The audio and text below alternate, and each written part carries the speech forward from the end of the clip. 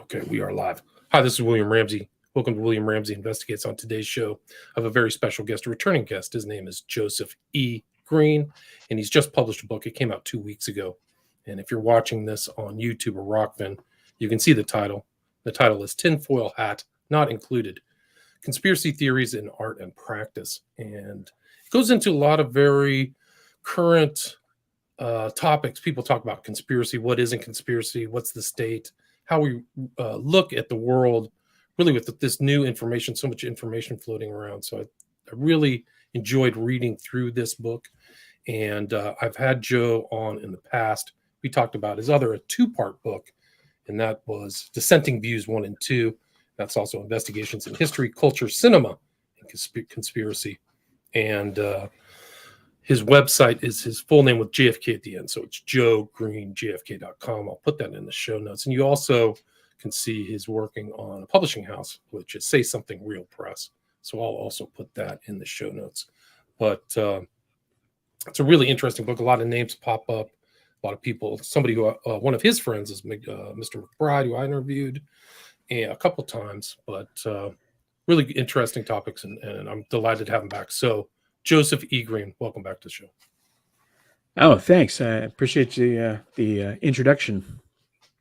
Great. Awesome. So for people who may not have heard of our earlier show, can you kind of do an overview of kind of your background and research and what led you to kind of write your books? I know you're involved in a lot of other stuff and a documentary as well, but then what kind of led up to Tinfoil Hat Not Included?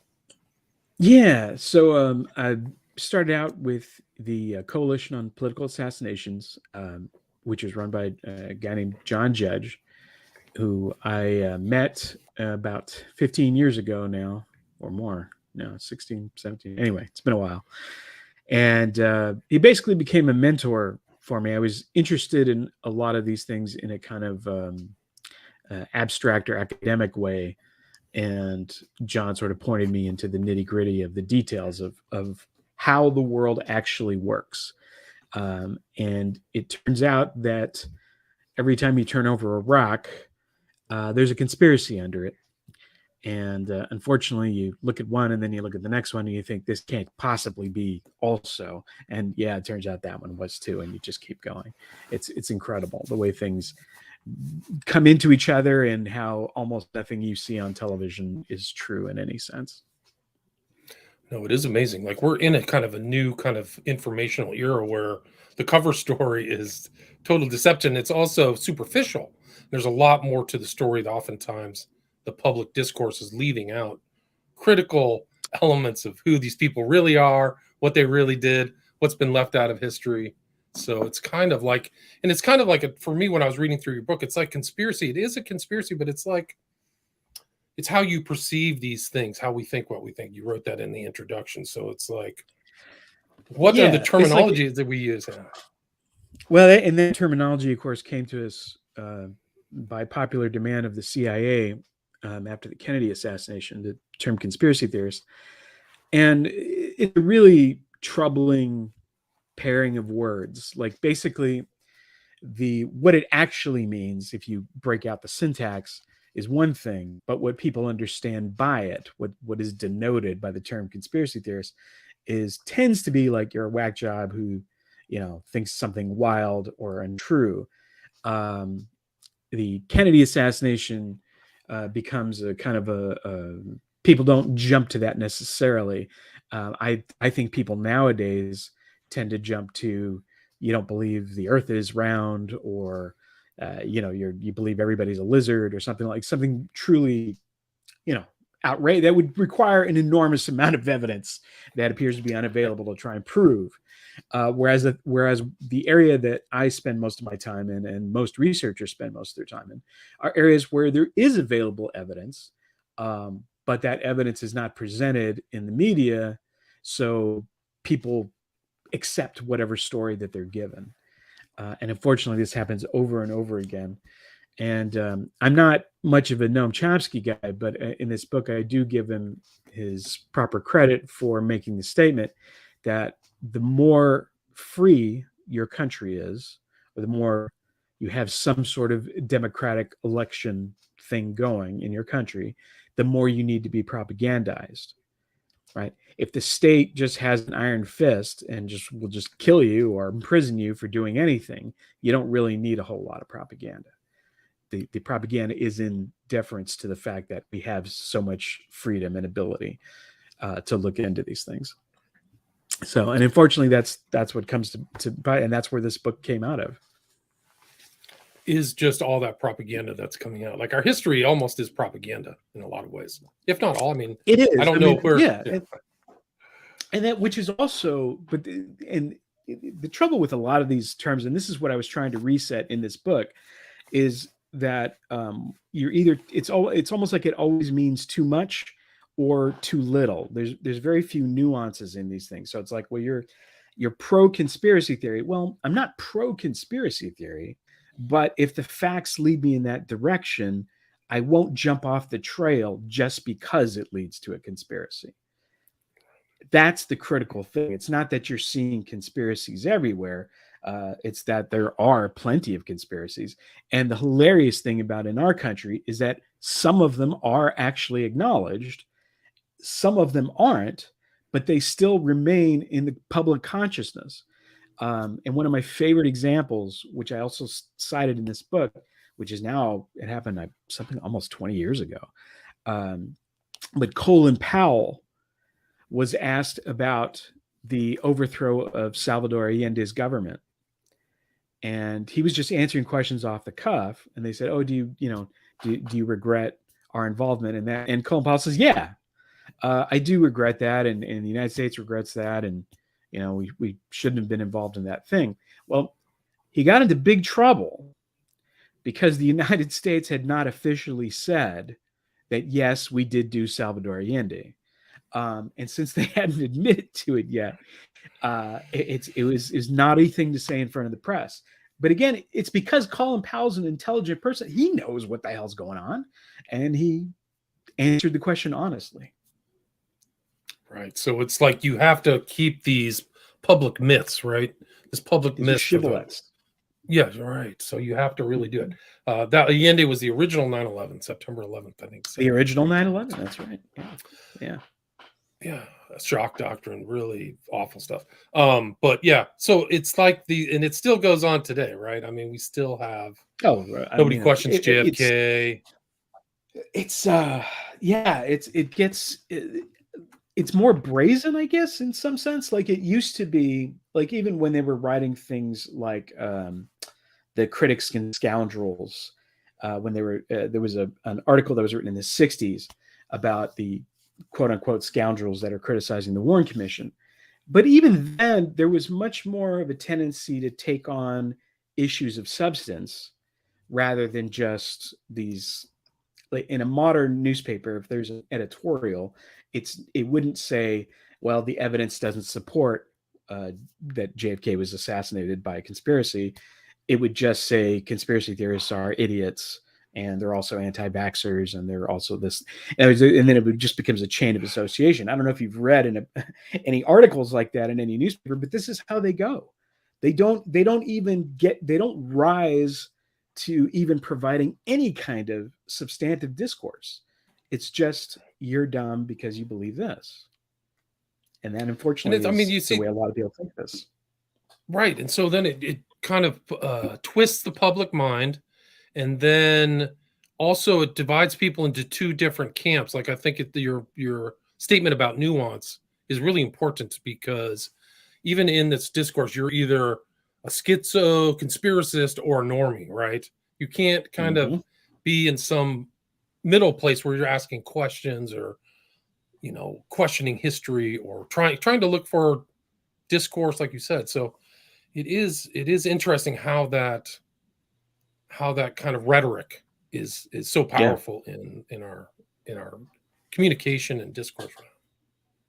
Well, and it's funny too, because even just on television, if you go back to the 60s and you watch like William Buckley's program, speaking of scoundrels, like William Buckley is a detestable human being who I'm completely on the other side of the fence politically, but he was articulate and he could make a defense of a position, and there was a certain amount of intellectual heft that was brought to bear. Nothing like that remotely is on television. If you've ever seen like James Baldwin give an interview, as he did a few times, and they're totally amazing off the cuff interviews. There's nothing like that on television. Like there's not remotely. It's all this kind of Trump versus what screaming leftists, and it never gets anywhere in between there. And now you've got like DeSantis is going to be the new Trump. So he's going to be like further to the right of Trump somehow. Anyway, so you can see the theater playing out as we see. Yeah. And so the people aren't looking. I mean, and that's also another theme in your book is what's behind the curtain of the theater, right? So you talk about Baum, Oz, and things like that. But I think like Buckley came out as God and Man at Yale, I think was the title of his book. So he came out as a Christian, but the guy was in Skull and Bones, which means that he was initiated. And I mean, we can go into the graphic details of what that initiation is, but like he's playing two fields. Also, like I don't know, some people. Yeah, he was he preferred dudes, so he was out there kind of like this, like the Christian intellectual, but his private life was just like the opposite, man. Like really, yeah. Although there's kind of a tradition of that now of that very thing, and I'm not going to do any armchair psychologizing in that regard.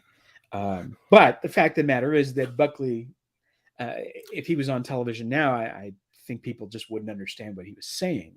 And this is somebody who's like severely right wing, and presumably would be on the side of, who knows?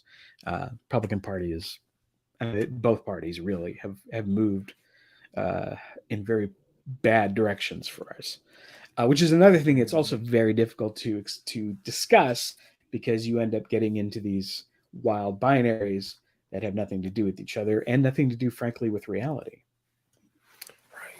Right.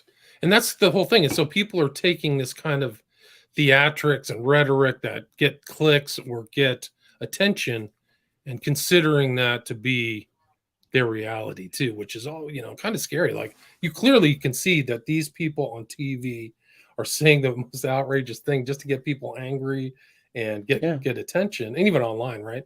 But it's it's to elicit a response, not to actually have accurate discourse about everything involved in our reality.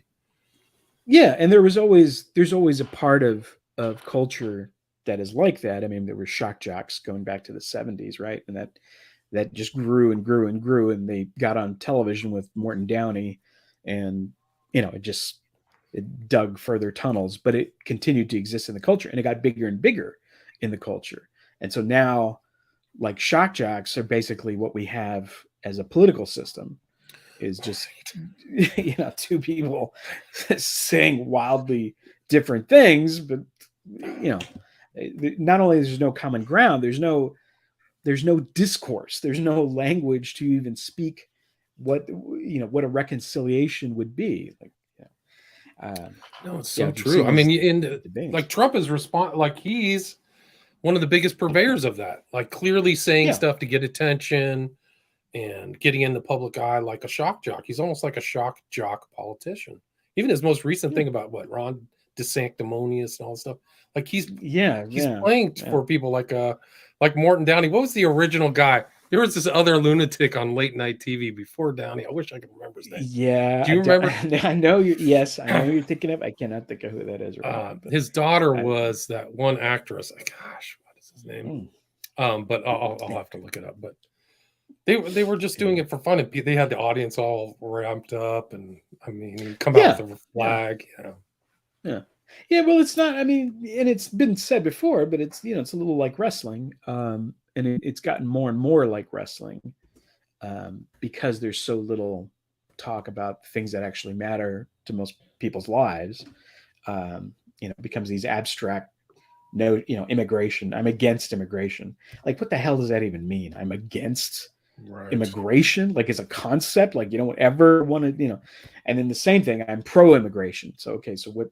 And then when you see it on TV, it's inevitably presented exactly like that. The people who are anti-immigration are anti-immigration. The hell with everyone. And the people who are pro-immigration want everybody in the whole world, which in a conservative or an older person's mind, means guns, thieves, robbers, whatever, because they're all talking about these abstract images that again are simplified and barely represent anything. I mean, some of this is and one of the things I was trying to do in this book is, because I find myself being at odds all the time with the culture, which is very wearying. Like at a certain point, I just like, but I wanted to try and articulate that in a simple and shorter way than I have before, because I think that both my dissenting views books are a little bit too academic at times, and so I was trying to bring this to a scenario where it's hopefully shorter, but hopefully it packs a punch.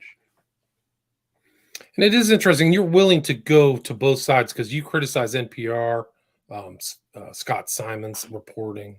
So you're not, willing. I mean, I try to do the same thing as criticize everybody too.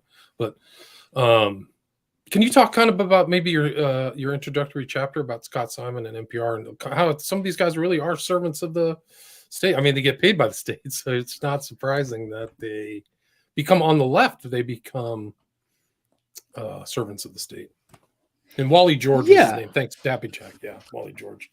Wally George. There you go. It's not, and it doesn't matter that much. Like when you're saying left and right, it's usually things that the left and the right in this country get polarized about, say like abortion or something like that, have nothing to do with sort of maintaining a general a desire for big business to operate within its confines, right? So the left and the right agree on this huge thing that basically we want to be good for business in general when we're making our decisions. And if you're on the left, you say, well, you also have to consider a couple of other things, but basically we're on board. And if you're right, the argument is, well, we don't consider anybody. We just consider, these are how fine these distinctions are, right? And then you also have this notion that we're also going to be a technological state, and that's a good thing. And it's always been said this. It's been like, and when you go to a political speech, inevitably they get around to saying we're going to improve our technology, and that's going to be good for us. And what that actually means tends to be good for business, which is not necessarily good for you or me or, somebody at home. What you're referring to was about Scott Simon, is that Scott Simon had a show in 1981 at the same time. It was Weekend Edition on National Public Radio, so everybody's probably familiar with this. And on March the 30th, 1981, Ronald Reagan was shot. And the accused attempted assassin, was John Hinckley Jr., right? And he was described as a deranged drifter, but then it turned out that he was not a deranged drifter, or he may well be deranged, but he was the scion of a very rich oil family that knew the Bushes very well. And so this has been called now, the area where Ronald Reagan got shot is called the Bushy Knoll. John Judge is the one who crowned it. So, but anyway, so the Hinckleys have been long-term. I'm sorry, go ahead.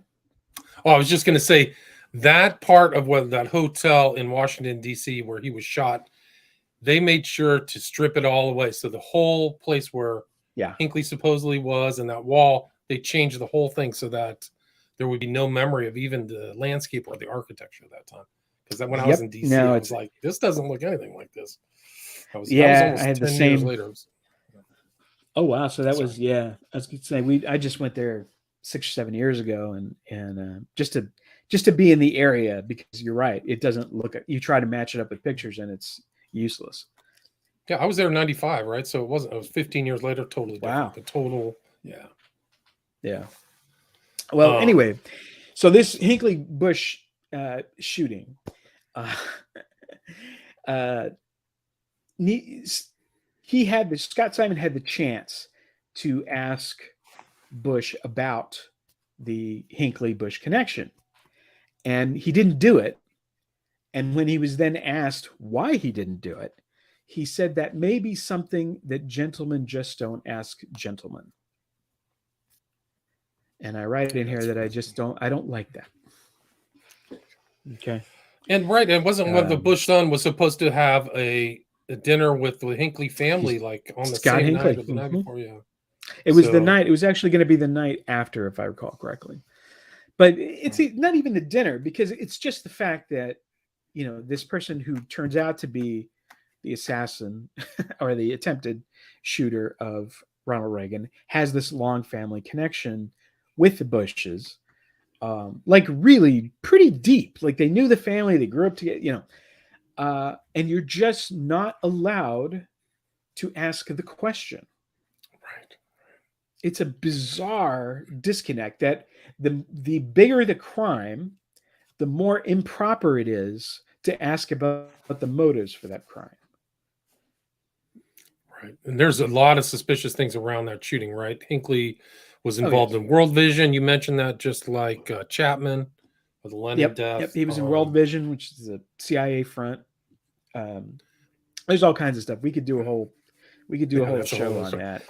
But I think the shooting happened. Yeah, it was March 81, right? So Reagan had just started his presidency. So yeah, if he died, Bush would have been president and been president for the next 4 years running the country, even though he's ostensibly ran the country anyway. Yeah, John Judge always said this, and I agree that he considers that Bush year one. Because after that, Reagan is essentially a guy who waves and takes naps, and Bush is running the show, according to that theory. Because, you know, Reagan was, you probably know that Reagan and Bush, like, really, well, Bush was generally disliked in Republican circles. And particularly so, Bush hated Reagan.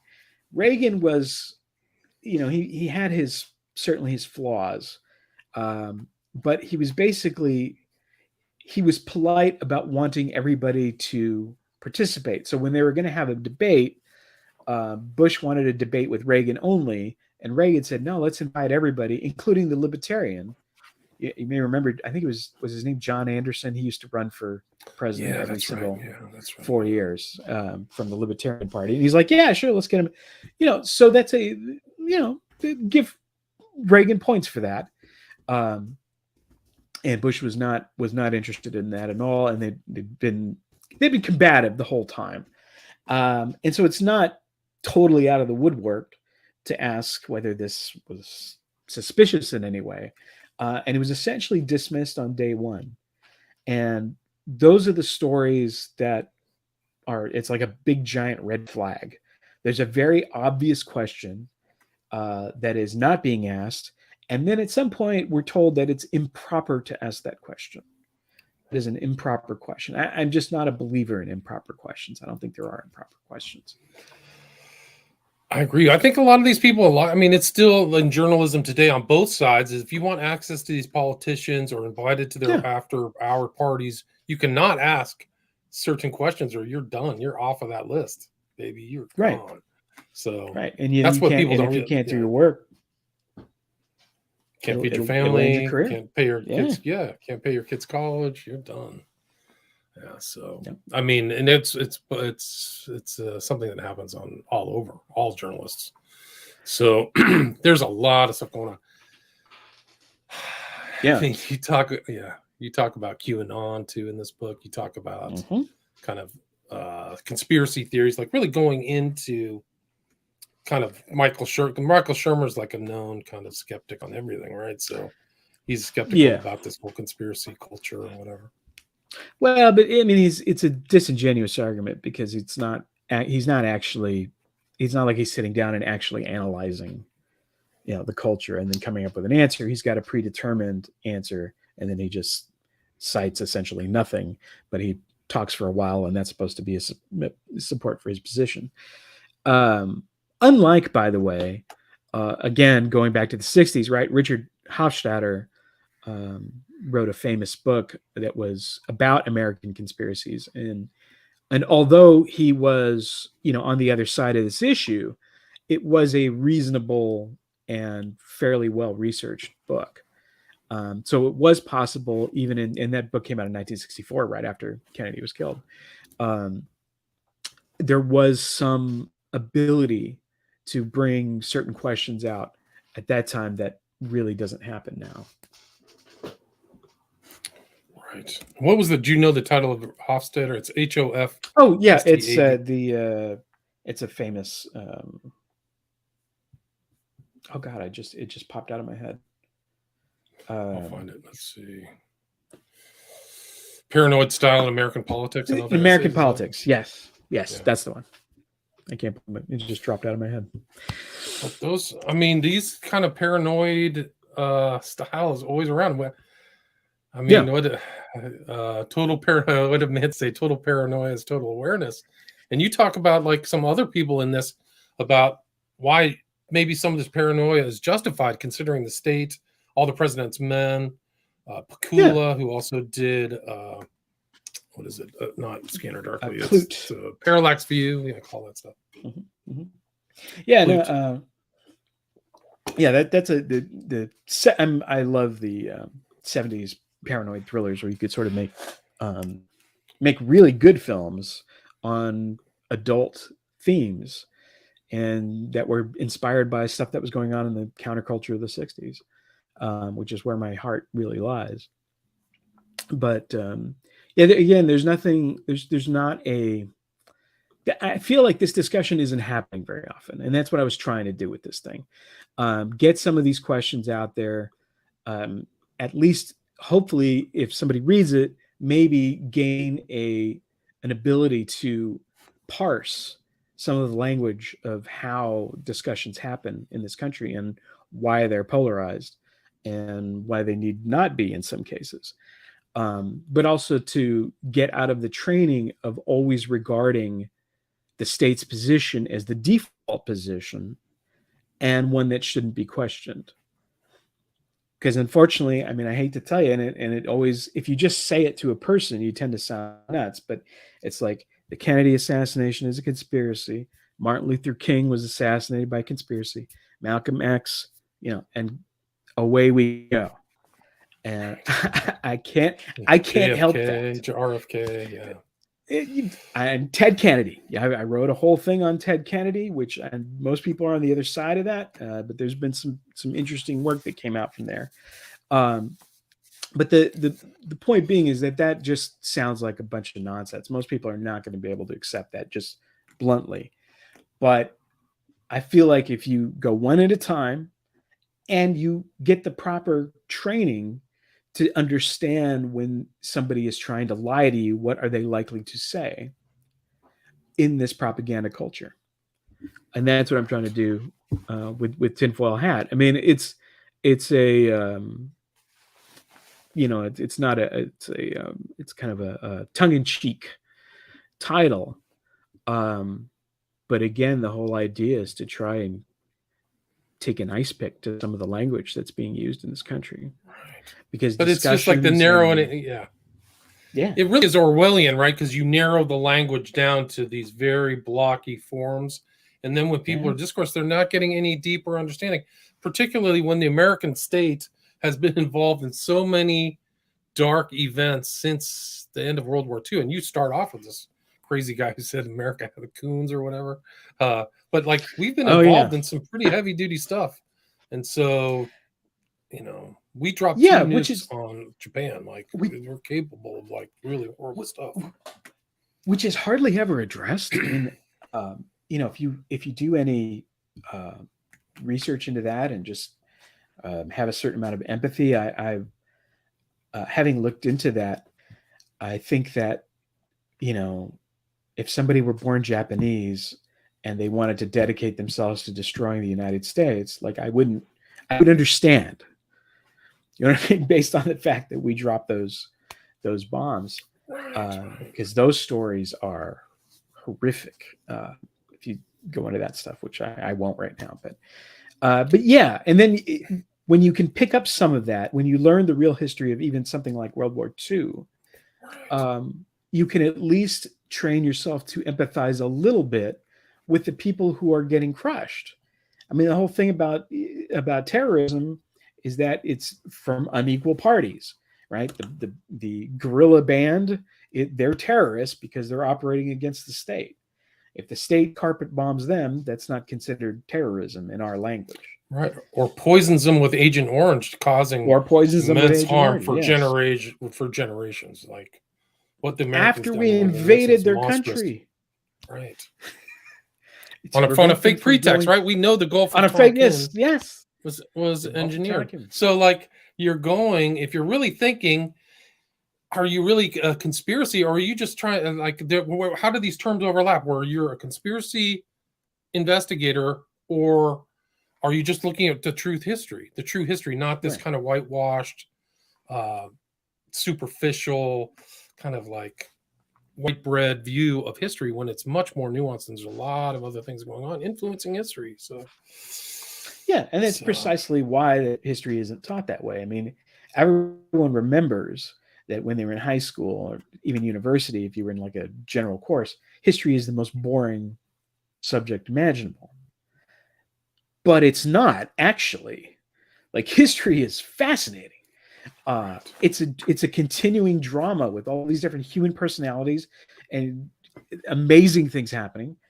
But standard history as it's taught in a school is just stultifying. It's horrible.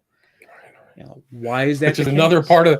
another part of the grand conspiracy is that you just get this terrible thing. Like how when you think like it's epistemology, when you get this horrible impression of history, then you don't even want to know the truth because it's so boring. They've taken all the interest out of it. And I would actually argue that all history, at least of nations and even in individual countries, is conspiratorial. All Yeah, politics, even in the U.S., is all not like like on a legal standard conspiracy, but the fact that people are always trying to knife each other in the back and front stab people for political power is just it's human history. It goes all the way back to Cain and Abel. So yeah, and I've said it this way before. How many heads of the Federal Reserve are there? Like a dozen. Okay, are you invited to their meetings? Do you know what they talked about? So how much influence does the Federal Reserve have over the United States, right? And you could do that with anything. I mean, basically, if you work in a company and your company has a CEO that's on the 32nd floor, how much input do you actually have as to what's going on? Virtually none. It's decided by one guy and maybe 8 people and they make all the decisions for the company. If the United States is just a large company, which essentially it is, as I've said, it's both parties are agreed that we need to make conditions smooth for business. Then yeah, I think you're absolutely right. Conspiracy is just doing business. go talk with a major corporation. It's all conspiratorial Yeah, thinking. How you can get your competitor, stealth mode, rollouts, getting corporate information. I mean, it's yeah, subterfuge. It's like these corporations aren't the CIA, but they want to be like the CIA. They they want to have do. all Yeah. those So yeah, opportunities so of. they've So got little. it's we've been conditioned through language and through the political party people in power, the state in a very broad sense, to not really analyze and think. And so that the people who are not wanting you to think then besmirch and belittle you, and then the people who are still under this Wizard of Oz kind of mind rape then are against you and put you into a strange place because they haven't done the kind of step by step thinking to look beyond or underneath the curtain or past the curtain, right? Do you agree with that? Not at all, and completely. And you also have to look at the history of standardized education in the United States, like who started it and who wanted it. Um, and it's big business wanted it, like literally. Um, the Rockefellers, Carnegie, and the imposition of school in the United States, where you have You go to a building that's supervised by a teacher, and you know that every 45 minutes or so the bell rings, and you move to this other room and you do this other thing, and that lasts 45, like that schooling. The history of that is actually really interesting. There's a great book by a guy named John Taylor Gatto. It's called The Underground History of American Education, and it talks about how when they were putting those things in, that they were based on Prussian ideals, and they had specifically looked at Pavlov's work, which is why they use bells to get people to moving. It's fascinating. So a thing that we grow to completely accept, like you never think about, why does my child need to go to public school or whatever? It's not even a question, right? But like 200 years ago, no one did this. So it is pretty interesting. This is a pretty, and I'm not saying that school is bad or anything like it. I'm just saying that learning the history of how we got these things influences the way you think about them after that. Yeah, no doubt. Really does. That's a whole nother topic, but it fits into the tinfoil hat kind of thing. Like, I talked to John Klizek, who wrote a book about this learning, and it's like Skull and Bones is involved in it. All kinds of sinister people. Yeah. What was the lady's name whose uncle was in, or dad was in Skull and Bones? It was can't remember that name. Damn it. But yeah, I think she was friends with Gatto, if I remember correctly. But yeah, I mean, I never questioned my education. I have a lot of questions after going through the system for all those years. Like, what did I really learn? I actually had to relearn kind of history in a lot of ways. I mean, it's really kind of a strange thing, but I'm still relearning actually in a lot of ways. Yeah, I mean, you always are, and there's always going to be new stuff coming out and new ways of looking at history too, which is which is a big tension, obviously, in our country with Civil War statues getting taken down. I think quite rightly, but that's another thing. So that is starting to surface a little bit, which is also good, although it tends to be played as a complete hard binary, like everything else the media promulgates. So you never get any nuance in those discussions either. But it is good that at least different views are being considered. Right. I mean, why couldn't they just take the statues and put them in a museum? That's what I don't get. Like, you can take them down, just move them somewhere. I think that would make sense. Statue of somebody else. I don't care. Like, you need to know that history. You can't. What's a huge mistake of anybody to actually whitewash history? It's nasty. It's ugly. Right. Slavery, wars. People are nasty to each other. They poison each other. There's all kinds of things people have to learn from that. All the time. And I've written about that. I wrote about Shakespeare's politics, because that's the other thing that I think is funny and slightly ironic, is that the greatest writer of all time in the English language generally is agreed upon to be William Shakespeare, whose history plays are full of conspiracies. The plots of all of them are about people trying to kill the king because they want to get power. Macbeth and Lady Macbeth, right? And Hamlet, it's Julius Caesar. Caesar, the granddaddy. So I mean, if you read those plots, plots have I laid, inductions dangerous, right? It's Richard III. They're all about conspiracies, and I think that's another thing that's buried, because it's a thing that we understand, I think, intuitively. Like Colin Powell understands that, yes, we were involved in kidnapping Salvador Allende, but since you're not able to acknowledge it to the public, you've got this doublethink thing going on all the time. Yeah, that's true. Joe, we're at the 40-minute mark. Do you have time to take a few questions? Yeah, if there's questions, I can take some questions. Mike asks, does the book cover artist Mark Lombardi? It seems like it overlaps. Do you know who Mark Lombardi was? Yeah, actually, there's a Facebook group that on Mark Lombardi that I started like 16 years ago or something. It was a long time ago. I don't know if I specifically cite Mark in this book. I have written about Lombardi stuff in other books and in other articles and things. Mark Lombardi's his art is amazing. It's I wish everybody could see it. But I did a full show on him. I did a full show on Mark, so people can check it out. It's like Mark Lombardi and a Conspiracy So Immense is the title. I'll stick it in the show notes. You can check out because there was a really good documentary about him that captured him and his art, and I include little snippets of that in my presentation. But nice. he unfortunately passed away. There was really a pretty good interesting. book written, which I think I have in here somewhere. But it's a from that lady. was, I asked her to come on. She told me to pound sand. She said, "Are you the William Ramsey on KWXY TV?" And I said, "No." And she said, "Later." So I tried to talk to her. That's why I had to do my own show about him, because I thought it was important. It was important. Yeah. But no, there's a book out there. I forgot the name of it. It has his circles on diagrams on the cover. Exactly. All right. Mike asks again, is it true that Lee Harvey Oswald's housekeeper was hired by Allen Dulles and that the poisoning of FDR is also linked to Dulles? I've seen those claims just like you. I don't know about that. The poisoning of FDR, there was a book called, was it the one that was They Killed Roosevelt? It's an early book. There's been suggestions of that FDR was poisoned, and also that Hoover was poisoned. I don't know. I don't know the answer to that. I heard that Wilson was poisoned. Like, he died very suspiciously too.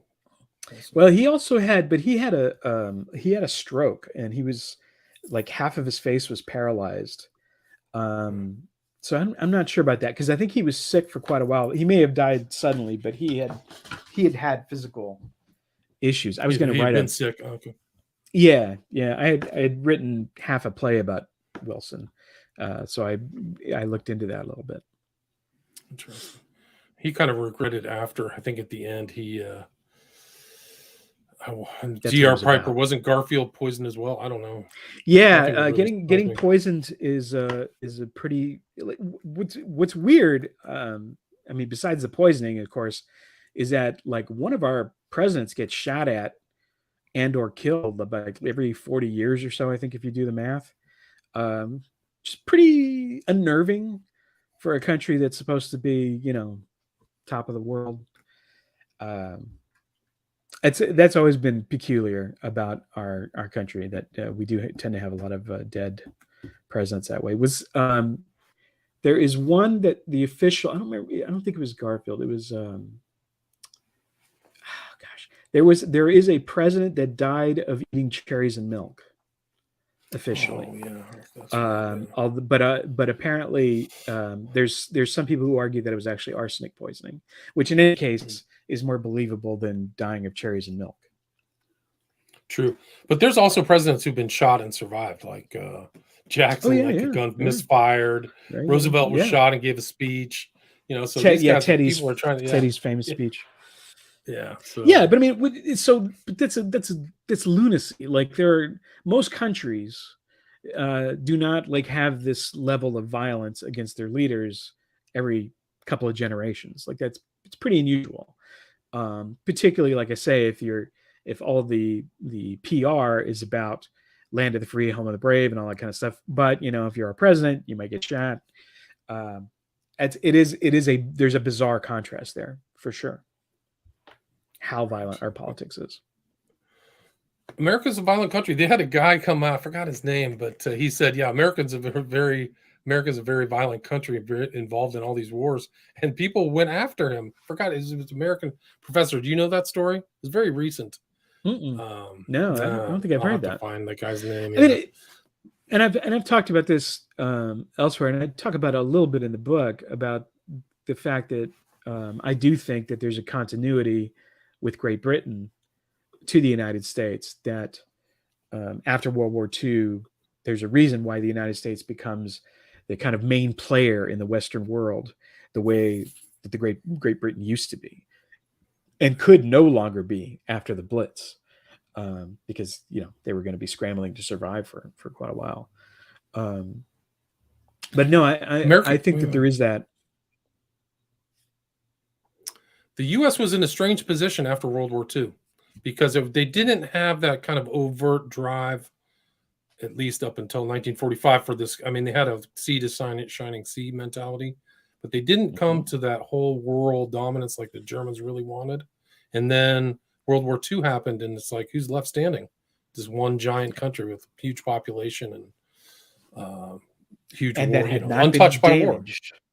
Yeah, Right. they had not been damaged in the war. And in fact, they just had the most productive years in their history, because that was the incredible thing about World War II, is that we completely got the nation onto war footing, virtually overnight. Right. It's really Which incredible. is maybe not a positive, but it's what happened. Yeah, I mean, our history really is incredible. The U.S. history in this most generation, just tons of conspiracies, tons of conspiratorial stuff. I mean, Mark Lombardi is a perfect example. Yeah. Well, and there's weird stuff too. Like I also mentioned that one president was almost shot by a Japanese. Jimmy Carter. There was an assassination attempt on Jimmy Carter that most people are not aware of. But then it turned out that the guy's name was Osvaldo, and the other guy's name was Harvey. Like these two guys, Harvey and Oswald, were going to kill Jimmy Carter. Yeah, like I mean, is it sending a message to somebody? I mean, maybe. I would think it's best. I think Ford narrowly escaped a bullet too, if I remember correctly. Twice. One of them from one of Charlie Manson's girls. Squeaky Fromm.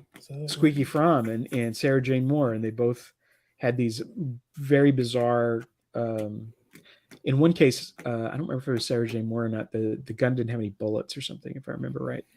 But yeah, you're two right. very bizarre. But there was a bullet, right? So there was. Yeah. That's Ford, but she didn't have any bullets in her gun. So what the heck's going on? Yeah, I've seen this script before. Yes, that pops up all the time. Yeah. Yeah, the real history of America is really crazy. Yeah. I mean, even the recent history. There's some interesting stuff. It didn't start on January 6th. No doubt. There's no doubt. Joseph, we are at the 50-minute mark. Is there anything you'd like to add or anything I missed before we wrapped up? There's a lot more in this book. You did a really great job. Just one more thing. In the kind of latter ones, I really enjoyed the chapter on all the president's men, William Goldman, Pakula. So there's some really great film analysis in this book. So people should check that out too. We didn't even cover that. Yeah, we can talk about that another time. I got to wrap. It's a big topic. Yeah. But no, Joe Green JFK is the best place to find the book. Tinfoil Hat not included. And I really appreciate you giving me the opportunity to come on. My pleasure. And so can people get a signed copy from you at Joe Green JFK? Not yet. I'm testing that because the publishing is in a little bit of a thing right now because of COVID. And I want to see how fast I can get the books delivered to me, because I'm still waiting on my initial shipment. So I'm a little concerned about that. So I'll make an announcement if I can. Okay, but people can be updated at your website, Joe Green JFK. Yeah. Okay, cool. I always you can find your other work. Yeah, other work. Yeah. You've written a ton of articles, tons of other stuff, and all over the place. Yeah, so congratulations on the new book. Again, the full title, you can find it on Amazon, is Tinfoil Hat Not Included, Conspiracy Theories in Art and Practice, published 2022. It's been out for 2 weeks, and today is November the 11th, 2022. So, Joe, yes, sir. Thank you so much for your time. Hey, thanks, William. I appreciate it. Anytime. Stay there.